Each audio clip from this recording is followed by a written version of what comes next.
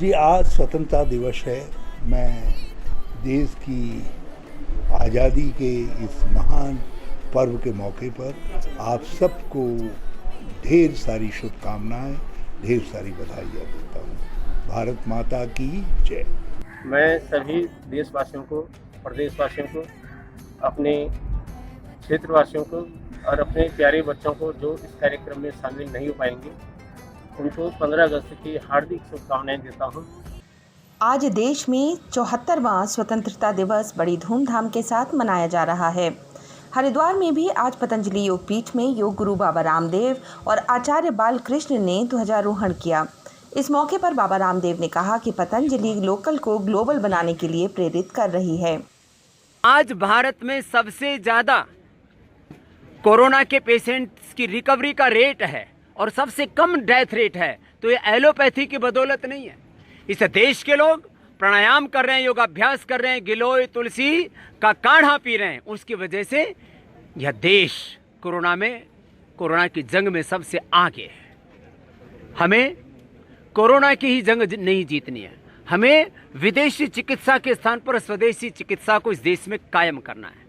और हमने संकल्प लिया है कि हम इस देश की मुख्य धारा की चिकित्सा पद्धति एलोपैथी को अब नहीं रहने देंगे।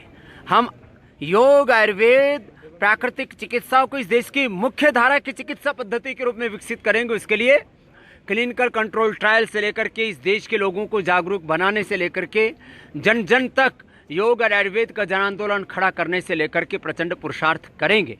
और शिक्षा की गुलामी, चिकित्सा की गुलामी, भाषा की गुलामी, वेशभूषा की गुलामी, जो आर्थिक और वैचारिक सांस्कृतिक गुलामी की बेड़ियों में देश जकड़ा हुआ है, इसको हम उभारेंगे। यह आज 74वें स्वतंत्रता दिवस पर हमारा संकल्प है और हम सब देशवासियों से आह्वान करते हैं, आइए हम सब मिलकर के इस स्वतंत्र स्वाधीन भारत को पूरी तरह से आज़ाद बनाने के लिए और सारी दास्ता की बेड़ियों को काटने के लिए हम प्रचंड पुरुषार्थ करें।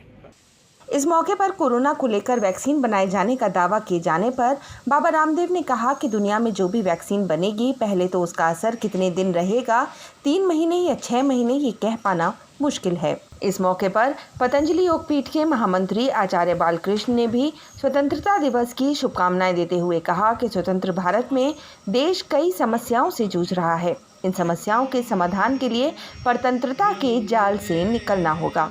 इसके लिए देश को शिक्षा, स्वास्थ्य और स्वरोजगार के क्षेत्र में अधिक काम करने की आवश्यकता है। स्वतंत्रता दिवस के पावन पर्व पर मैं संपूर्ण देशवासियों को शुभकामनाएं प्रदान करता हूं।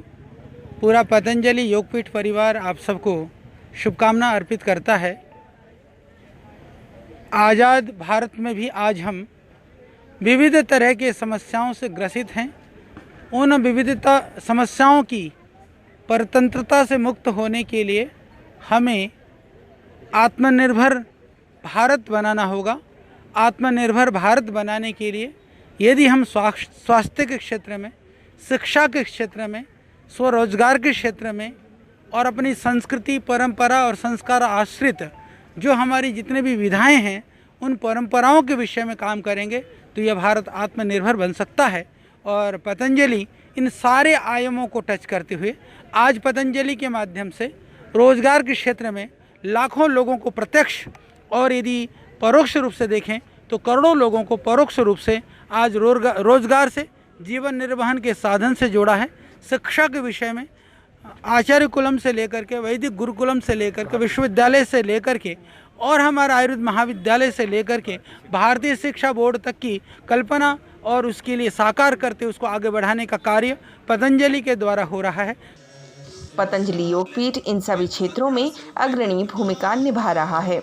हरिद्वार से न्यूज़ स्टूडियो के लिए सुमित यश कल्याण की रिपोर्ट।